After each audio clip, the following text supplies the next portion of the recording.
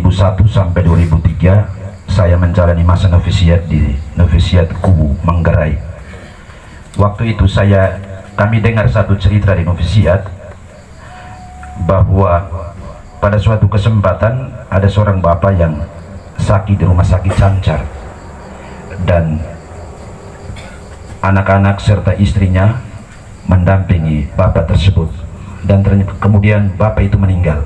Kebetulan waktu bapak itu meninggal ada dua suster SSPS, harap bukan suster Yuli. Mereka datang ke ruangan itu dan mereka melihat bahwa sang istri dan anak-anaknya mereka menangis meraung-raung sambil memeluk bapaknya yang sudah meninggal tersebut. Lalu seorang suster sambil memegang bahunya dan memeluk istrinya, lalu dia bilang begini, "Mama harus kuat dan tabah." Lalu suster yang satunya korek temannya itu, dia korek dan tarik sedikit ke agak menjauh sedikit. Lalu suster itu bilang kepada suster yang menasehati atau menghibur si ibu dan anak-anaknya itu, bilang begini, "Engkau omong begitu baik karena engkau tidak punya suami, tapi dia menangis karena dia pikir masa depannya seperti apa tanpa suaminya sebagai yang mencari nafkah." Akhirnya dua suster, ini kami dengar cerita, tidak tahu benar atau tidak, tapi cerita. Akhirnya mereka dua suster itu kembali ke dekat dengan si ibu dan anak-anak itu, dan mereka tidak perlu menangis, tapi mereka keluarkan air mata. Bapak dan mama, saudara-saudari terkasih, kalau kita mau menasehati Om Hubert, Rini dan Andi, mau nasihat dengan cara apapun, pasti mereka akan tetap merasa bahwa Mbak Sri sudah pergi, atau sekali nasihat sesuci apapun pasti tidak akan menghilangkan rasa duka mereka, tetapi paling kurang kehadiran kita bersama dan nasihat-nasihat yang kita sampaikan kepada Om Hubert dan anak-anak sedikit memberi mereka penghiburan. Dan pada malam hari ini, kedua bacaan ini saya sengaja pilih untuk mengajak Om Hubert dan Rini serta Andi serta semua anggota keluarga terdekat untuk menerima kematian Mbak Sri ini dalam iman, sebagaimana yang dikatakan oleh Santo Paulus dalam bacaan pertama tadi, bahwa Santo Paulus mau supaya kita tahu, sehingga kita tahu tentang kematian kita orang beriman, sehingga ketika kita berhadapan dengan kematian orang-orang yang mungkin paling dekat dan paling kita cintai, kita tidak menangis seperti orang yang tidak punya pengharapan, tetapi kita menangis, kita bersedih, tetapi sebagai orang beriman yang tetap punya pengharapan. Dan Santo Paulus juga mengingatkan kita bahwa kita semua nanti akan mati.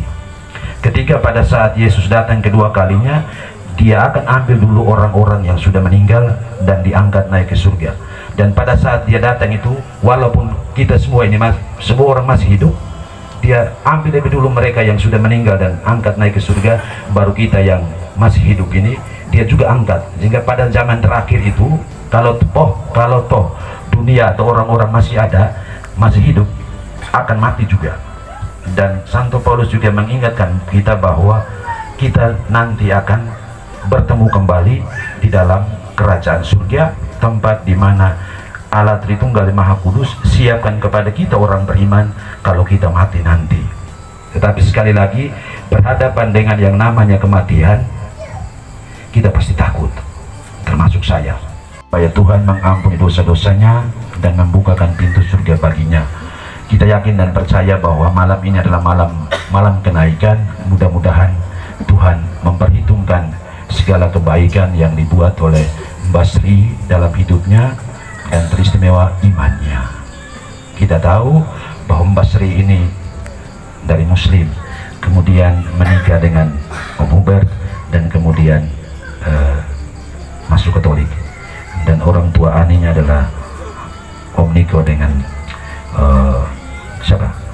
Om Niko dan Mahmudis. Lalu terakhir pesan untuk Om Hubert dengan Rini dan Andi, jangan lupa Mama Tua.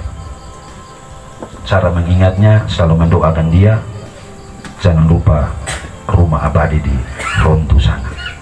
Kalau ingat mama, ingat Mbak Sri, pergilah ke kubur. Di sana bisa berdialog, bercerita-cerita dengan ini, siapa namanya, Mbak Sri. Lagi kita doakan Mbak dan Rini Andi supaya mereka tetap kuat, tetap apa namanya, menghadap, tetap dengan hati yang menerima kematian Mbak Sri ini dan selalu mendoakan Mbak Sri dan memohon bantuan doa dari Mbak Sri supaya selalu mendoakan Mbak dan anak-anak.